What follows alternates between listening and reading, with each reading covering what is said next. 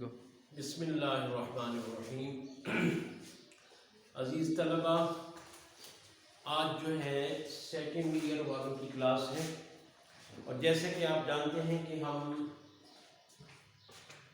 آج کل گرامر کا کام کر رہے ہیں، تو آپ کے شارٹ کورس میں جو گرامر کا کام ہے وہ ہم کر رہے ہیں۔ تو اس میں وہ قواعد انشاء میں آج ہم نے جو چیز پڑھنی ہے، آج کا کام یہ دیکھیں، آج کا کام روزمرہ محاورہ اور رموز و اوقاف کی تعریف وغیرہ۔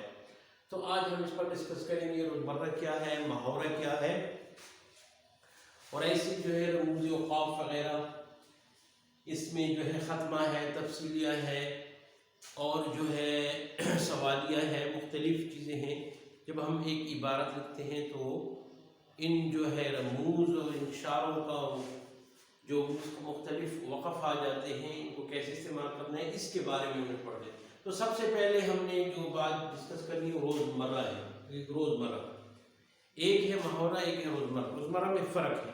روزمرہ وہ ہے جو دو یا دو سے زیادہ الفاظ جب حقیقی معنوں میں استعمال ہوں، اور وہ الفاظ روزمرہ کی جو بول چال ہے، اہل زبان کی جو بول چال ہے، اس کے مطابق ہوں تو اس سے روزمرہ کہتے ہیں۔ یہی بات میں نے یہاں پہ لکھی ہے، دو یا دو سے زیادہ الفاظ جو حقیقی معنوں میں استعمال ہوئے ہوں۔ یہ ہمیشہ یاد رکھیں کہ روزمرہ ہمیشہ حقیقی معنوں میں استعمال الفاظ ہے، اپنے معنوں میں استعمال، حقیقی معنوں میں جو الفاظ آپ نے استعمال کیے ہوں اسی معنوں میں، اسی سینس میں استعمال کیے جائیں۔ ایک یہ بات۔ دوسری یہ کہ اہل زبان کی بول چال کے مطابق ہوں۔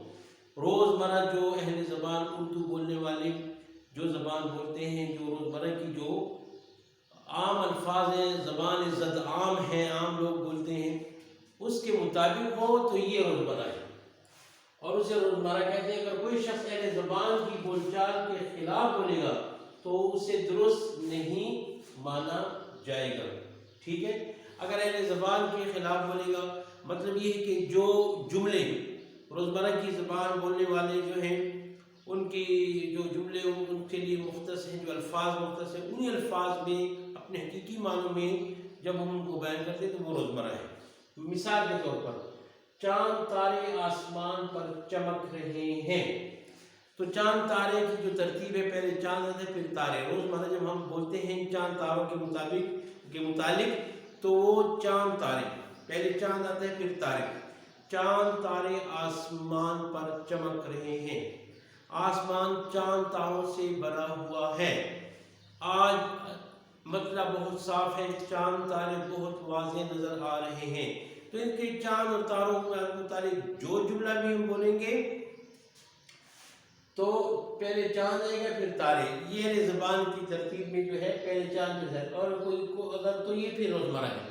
اور اگر اس کی جگہ یہ جملہ استعمال کریں کہ تارے چاند آسمان پر چمک رہے ہیں، تو یہ روزمرہ کے خلاف ہے، کیونکہ ترتیب بدل گئی ہے۔ عام زبان زد عام جو ہے، لوگوں کی زبان پر جو الفاظ ہیں وہ چاند تارے ہیں، اور آپ لکھیں کہ تارے چاند، تو روزمرہ کی بول چال کے مطابق نہیں ہے، اس لیے اس کو ہم روزمرہ نہیں کہہ سکتے، ٹھیک ہے۔ تو روزمرہ کے بارے میں دو باتیں یاد کرنی ہیں۔ ایک تو یہ کہ جو الفاظ استعمال ہوتے ہیں روزمرہ میں حقیقی معنوں میں استعمال ہوتے ہیں، یعنی جو الفاظ استعمال کیے اس کی اپنے معنوں میں استعمال کی جاتے ہیں۔ دوسری بات یہ کہ وہ دو یا دو سے زیادہ الفاظ اہل زبان کی بول چال کے مطابق ہوں، ٹھیک ہے۔ دو باتیں، ایک تو حقیقی معنوں میں استعمال ہو، دوسرا جو ہے اہل زبان کے جو ہے اس کے مطابق، تو وہ روزمرہ ہوگا۔ جیسے چاند تارے کی مثال میں اس طرح جو ہے دن رات محنت کرنا، وہ دن رات محنت کرتا ہے، وہ دن رات جو ہے جاگتا رہتا ہے، وہ دن رات کام میں مصروف رہتا ہے، دن رات محنت ہو رہی ہے۔ تو دن اور رات، اگر کوئی ایک شخص ہے کہ رات دن کام کرتا ہے تو اہل زبان کے مطابق نہیں ہے، اس کو ہم روزمرہ نہیں کہہ سکتے۔ تو یہ تھا روزمرہ کی تعریف، اور میں نے تھوڑی سی وضاحت کر دی۔ اب جو ہے دوسری چیز جو محاورہ ہے، محاورے اور روزمرہ میں فرق ہے۔ محاورہ جو ہے دو یا دو سے زیادہ الفاظ کا مجموعہ जो हकीकी मानों की बजाय मजाजी मानों में इस्तेमाल करें, मुहावरा कहलाता है। ठीक है, दो या दो से ज्यादा अल्फाज का मजमूआ जो हकीकी मानों की बजाय मजाजी मानों में इस्तेमाल होता है, मुहावरा कहलाता है।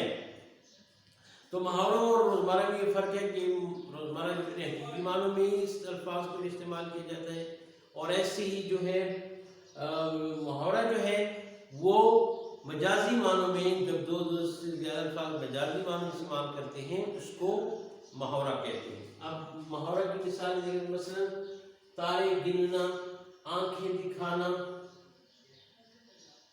पानी पानी होना, आंखें चार होना वगैरह सब मुहावरे हैं। अब देखिए तारे गिनना, तो ये कि अब आसमान के तारे तो कोई गिन नहीं सकता, मतलब ये नामुमकिन काम को मुमकिन करना या बहुत ज़्यादा सोचना उसके बारे में तारे गिनना। आंखें दिखाना, आंखें इसकी ये जो लफ्ज़ है आंखें दिखाना, इसके हकीकी मानते हैं कि मैं आपको अपनी आंखें दिखाऊं, लेकिन इससे मुराद जो है इसके मजाजी माने लिए जाते हैं। आंखें दिखाना, गुस्सा करना, किसी के साथ जो है नागवारी का इजहार करना, किसी की बात पर किसी से नागवारी का इजहार करना, उससे लड़ना झगड़ने के लिए तैयार होना, उसको कहते हैं आंखें दिखाना। जबकि इनके हकीकी मानों में इस्तेमाल करें तो आंखें दिखाने, किसी की आंख, कोई किसी को अपनी आंखें दिखाए। ऐसे ही पानी पानी होना, ये भी जो है पानी पानी होना मजाजी मानों में इस्तेमाल हुआ, इन बहुत ज़्यादा शर्मिंदा होना। पानी पानी होना का मतलब है बहुत शर्मिंदा होना। आंखें चार होना, हर एक की तो आंखें दो हैं, लेकिन मजाजी मानों में आंखें चार होना इस्तेमाल हुआ है। इसका मतलब ये है कि मुलाकात होना, आमने सामने आ जाना, और जो है एक दूसरे को देख लेना, सामने आ जाना, इसको आंखें चार होना वगैरह कहते हैं। तो इसलिए हमने ये पढ़ा है कि दो या दो से ज़्यादा अल्फाज का मजमूआ जो हकीकी मानों की बजाय मजाजी मानों इस्तेमाल करें, मुहावरा कहलाता है। ठीक है, मसलन तारे गिनना, आंखें दिखाना, पानी पानी होना, आंखें चार होना वगैरह वगैरह। तो ये मुहावरा और रोजमर्रा है। मुहावरात के इस्तेमाल हम जो अपनी तहरीरों में करते हैं, अदीब अपनी तहरीरों में करते हैं, शायर अपनी शायरी में मुहावरों का इस्तेमाल करते हैं, तो इससे जो है वो तहरीर में खूबसूरती पैदा होती है, तहरीर को समझना आसान हो जाता है। तो मुहावरे से मुख्तसर अल्फाज होते हैं लेकिन उनके माने वसी होते हैं, तहरीर को समझना आसान हो जाता है। ऐसे ही अशआर में भी जो है जब हम वो मुहावरे इस्तेमाल करते हैं तो उससे शायरी की खूबसूरती में इजाफा होता है और उसको समझना जो है आसान हो जाता है। तो ये मुहावरे का इस्तेमाल हमारे उर्दू अदब में बहुत ज़्यादा है। हर लिटरेचर में, इंग्लिश में के लिटरेचर में इडियम्स कहते हैं मुहावरे को, तो इडियम्स का इस्तेमाल भी बहुत ज़्यादा है। इसके बाद हम आ जाते हैं रमूज व औक़ाफ़। जब हम कोई मजमून लिखते हैं, कोई इबारत लिखते हैं, कोई इंशाइया लिखते हैं, तो उसको जो है लिखने का अपना तरीका है कि मुख्तलिफ जुमलों के मुख्तलिफ माने होते हैं। एक जुमला ख़त्म हो जाए, दूसरी बात शुरू हो जाए, तो उनके दरमियान बाज़ औक़ात जो है थोड़ा सा ठहरना होता है, बाज़ औक़ात बिल्कुल रुक जाना होता है। वहाँ पर ख़त्मा कहते हैं, वो जिसे इंग्लिश में डैश कहते हैं, हम डैश में लगा लेते हैं।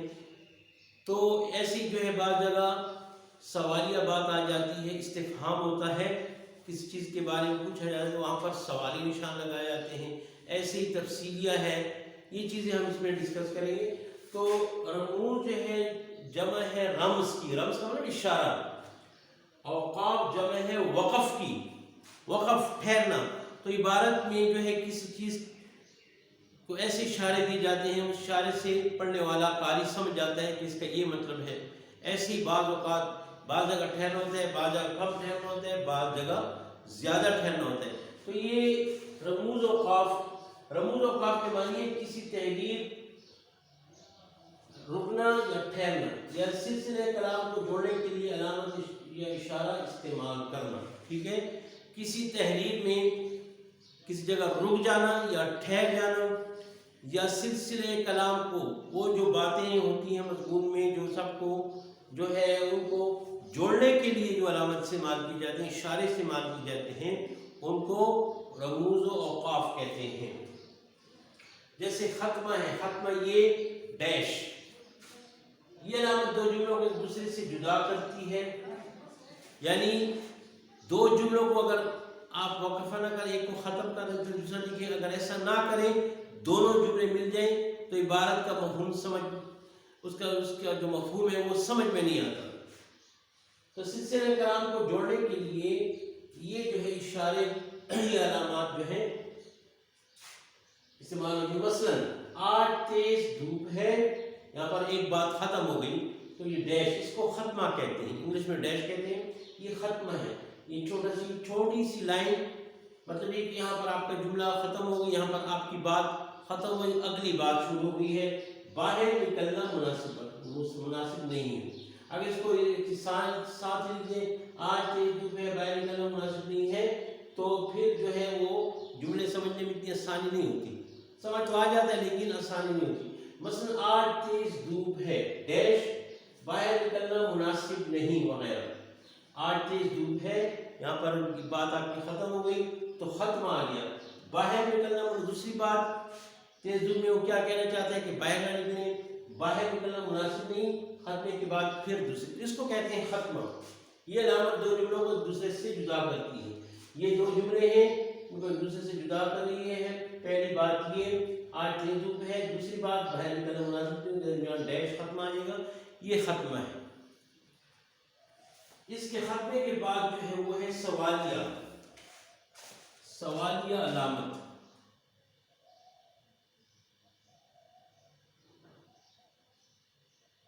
سوالیہ علامت، جب تحریر میں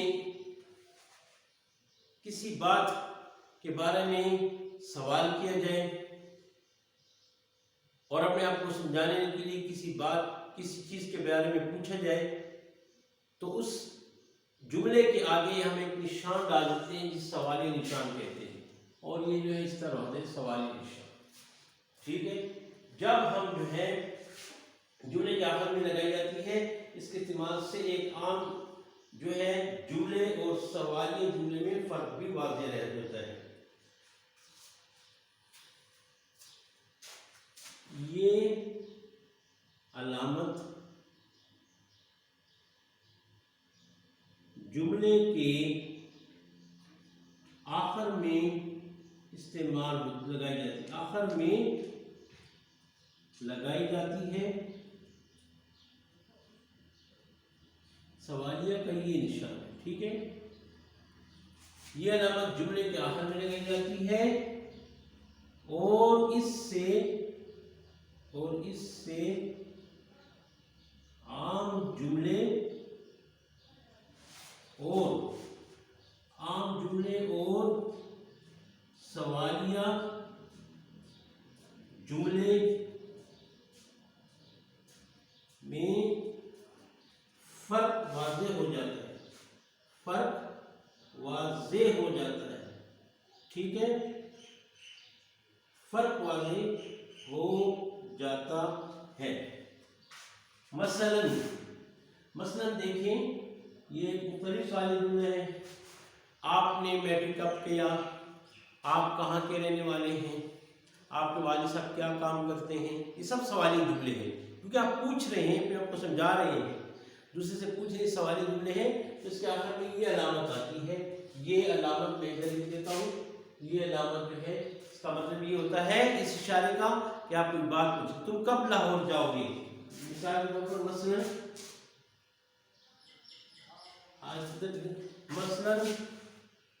تم کب لاہور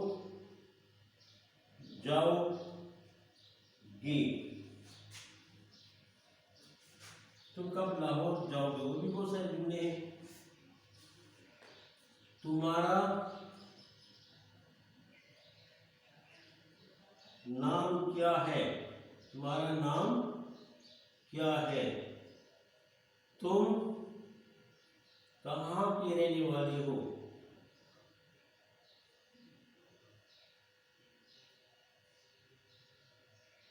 तुम कहाँ के रहने वाले हो। तो इस किस्म के जुमले जिसमें जो है कोई बात पूछी जाए, सवाल किया जाए, इसको सवालिया जुमले कहते हैं। इस्तिफहाम कहते हैं इसको, यानी किसी चीज़ के बारे में पूछना। तो इस जुमले के आखिर में ये अलामत लगाई जाती है और इससे फ़र्क वाज़ेह हो जाता है कि आया ये सवालिया जुमला है या जो है आम जुमला है। तो सवाल तो जब जिस जुमले के आखिर में अलामत होगी हमें वाज़ेह तौर पर पता चल जाएगा कि ये सवालिया जुमला है। ठीक है।